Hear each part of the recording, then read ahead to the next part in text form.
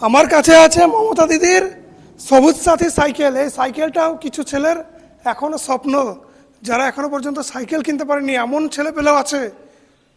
সেই সব ছেলেদেরকে মমতা ব্যানার্জি এই সাইকেলটা দিচ্ছে, এতে আমরা অনেক খুশি। কিন্তু একটা পেশেন্টকে যখন আমরা হসপিটাল নিয়ে যাই কি করি? একটা অ্যাম্বুলেন্সে করে নিয়ে যাই, না তো হাতি গাড়িতে করে, টোটোতে করে, বাইকে করে। ঠিক তেমনভাবেই এই সাইকেলটা যখন আমরা আনতে যাচ্ছি, ছেলে মেয়েদেরকে কী করতে হচ্ছে?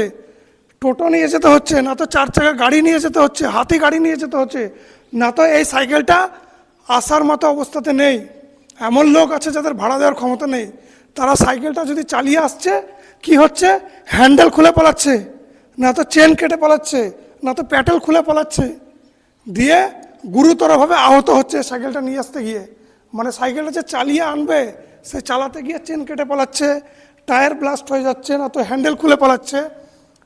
মমতা দিদি নিশ্চয়ই টাকাটা দিচ্ছে ঠিকঠাকভাবে, কিন্তু নিচের লেভেলে যারা আছে তারা এমনভাবে সাইকেলটাকে তৈরি করছে যা নিয়ে যাওয়ার মতো পরিস্থিতি নয়। তাই বলছে সাইকেলটা যখন দিচ্ছেনই তখন একটু ভালোভাবে দেন, আর যারা নিচের লেভেলে আছে তাদেরকে একটু বলুন যেন ঠিকঠাকভাবে কাজ করে। এই বলে আমার ভিডিওটা এখান থেকে শেষ করলাম।